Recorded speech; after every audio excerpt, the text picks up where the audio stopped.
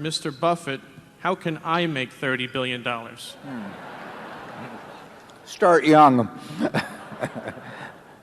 Charlie's always said that the big thing about it is we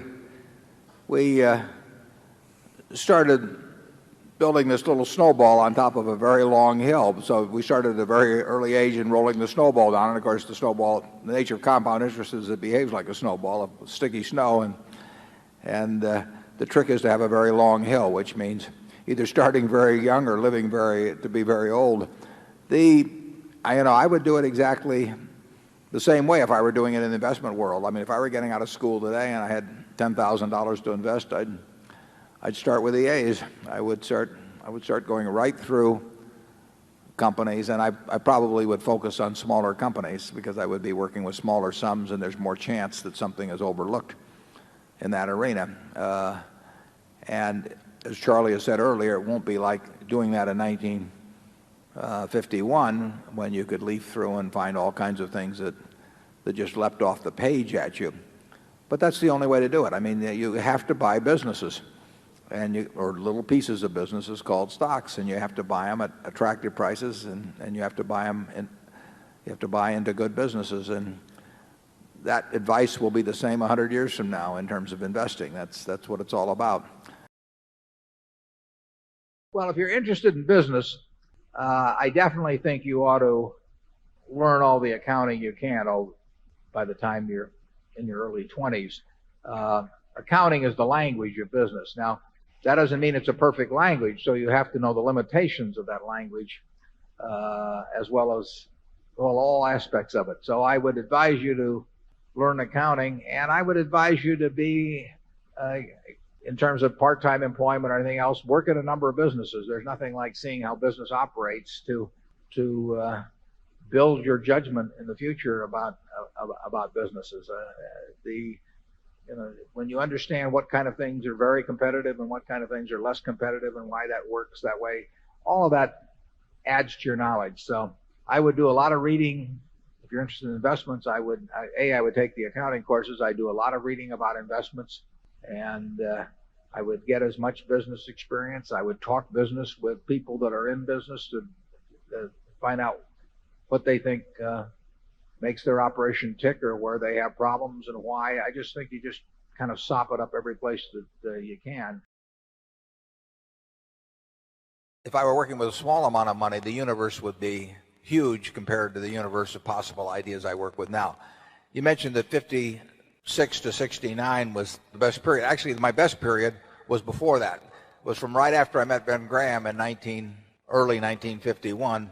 But from the end of 1950 through the next 10 years, actually returns averaged about 50% a year. And I think they were 37 points better than the Dow per year, something like that. But I was working with a tiny, tiny, tiny amount of money. And so I would pour through volumes of businesses, and I would find one or two that I could put $10,000 into or $15,000 into that were just ridiculous. They were ridiculously cheap. And obviously, as the money increased, the universe of possible ideas started shrinking dramatically. The times were also better for doing it in that time. But I think if you're working with a small amount of money with exactly the same background that Charlie and I have, and same ideas, same whatever ability we have, I think you can make very significant sums. But as soon as you start getting the money up into the millions, many millions, the curve on expectable results falls off just dramatically. But that's the nature of it. When you get up to things you can put millions of dollars into, you've got a lot of competition looking at that, and they're not looking as I did when I started. When I started, I went through the pages of the manuals page by page. I mean, I probably went through 20,000 pages in the Moody's Industrial, Transportation, Banks, and Finance manuals, and I did it twice. And I actually, looked at every business. I didn't look very hard at some. Well, that's not a practical way to invest tens or hundreds of millions of dollars. So I would say if you're working with a small sum of money and you're really interested in the business and willing to do the work, you will find something. If you were, there's no question about it in my mind. You will find some things that promise very large returns compared to what we will be able to deliver with large sums of money. Is business school worth it? Depends on the person, and much more than it depends on the school. Some people are going to get a lot out of advanced education, and some people are going to get very little. And I don't even think it's important that every person go to college at all. We have all kinds of jobs at 70 or so thousand a year, 80,000 a year, that college training is not of use. And I actually was not keen on going to college myself. Yeah, my dad kind of jollied me into it. He could get me to do anything, but I knew I could have a good time. I liked investing, and I could read the books. You know, it's a big commitment to take 4 years, and the cost involved, and maybe the loans involved, and everything. And I think, depending on what your interests are in life, I don't think it's for everybody. I think it's for a lot of people. But there ought to be a reason you're going, and I didn't really see much reason. There's nothing like following your passion. I mean, I love what I do, obviously, and I've loved it the whole time I've done it. Charlie is the same way. We have managers, you know, they come, some of them went to business school, some of them didn't, you know, they're all types. But the common factor in them is they love what they do, you know, and you've got to find that in life, and some people are very lucky in finding it very early. I was dumb luck that my father happened to be in the securities business, so when I would go to his office, there were a lot of books to read, and I got entranced with that. But, you know, if he'd been in some other occupation, I think I would have read those books eventually, but it would have been a lot later. So if you find something that turns you on, my guess is you're going to do very well. And the beauty of it is, in a sense, there's not that much competition. I mean, there are not a lot of people out there that are going to be running faster than you in the race that you elect to get into. And if you haven't found it yet, you may well have found it, but if you haven't found it yet, you've got to keep looking. And we've got 70 plus managers. You know, some of them didn't. We had one guy that didn't go to high school even, didn't he, Charlie? Oh, yeah. He quit in fourth grade, I think. Well, Mrs. B never went to school a day in her life, you know, and when you go out to the Furniture Mart, I hope you go out this evening, we expect to set a record today in sales,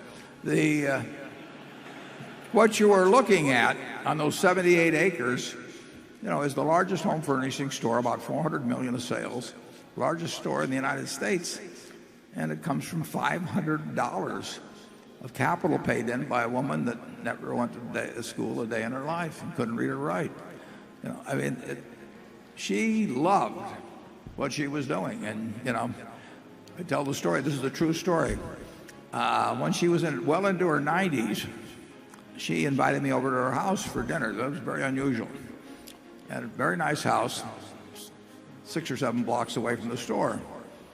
And I went into the house, and the sofa, the chairs, the lamp, the dining room table, they all had little green price tags hanging down at them.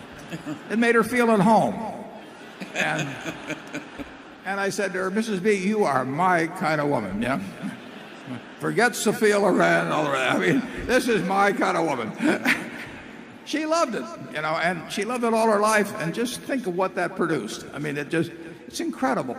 I mean, you know, one time my Dad used to quote Emerson that the power that lies within you is new in nature, you know, and basically the power that was within Mrs. B was new in nature, and just over a lifetime it produced amazing things. So find your passion, and then don't let anything stop you.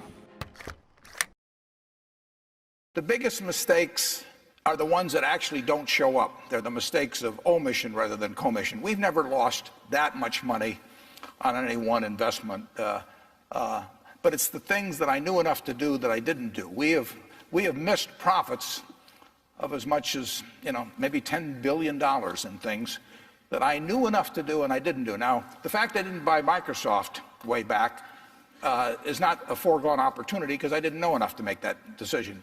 But there have been other investments where I did know enough to make the decision, and for one reason or another, I either didn't do it at all or I did it on a small scale. I was sucking my thumb when I should have been writing checks, you know, basically.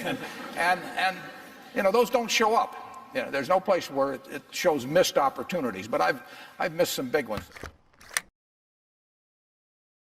I will take a person graduating from college, and assuming they're in normal shape and everything, I will be glad to pay them, probably $50,000 for 10% of all their earnings for the rest of their lives. Well, if I'm willing to pay them 10% for $50,000 for 10%, that means they're worth $500,000 if they haven't got a dime in their pocket, as long as they've got a good mind and a good body. 70 years ago, I was in high school, almost a third as long as the country has been around. And when I was in high school, I really only had two things on my mind: girls and cars. and I wasn't doing very well with girls, so we'll talk about cars. But let's just imagine that when we finish, I'm going to let each one of you pick out the car of your choice. Sounds good, doesn't it? Pick it out, any color, you name it. It'll be tied up with a bow, and it'll be at your house tomorrow. And you say, well, what's the catch? And the catch is that it's the only car you're going to get in your lifetime. Now, what are you going to do knowing that that's the only car you're ever going to have and you love that car? You're going to take care of it like you cannot believe. Now, what I'd like to suggest is you're not going to get only one car in your lifetime, but you're going to get one body and one mind, and that's all you're going to get. And that body and mind feels terrific now, but it has to last you a lifetime. The key is to certainly, in terms of your personal life, the most important decision you'll make is the spouse that most of you will likely have. And it's very important to surround yourself with people that are better than you are. You are going to move in the direction of the people you associate with. So I've been enormously lucky in that respect. I mean, I've just had teachers and friends and a spouse that really was a better person than I was, and I had enough sense to learn from these people that life went better if you behaved better yourself. It took a while. So I advise you to seek out, as your partner in business, your partner in life, whatever it may be, look for the people that actually are examples to you, rather than somebody that you think you need to straighten out yourself. And simple rules like that: delighting customers, working through other people, associating with people that will cause you to move in a better path than you might otherwise have. They will take you so far in life that it's hard to believe.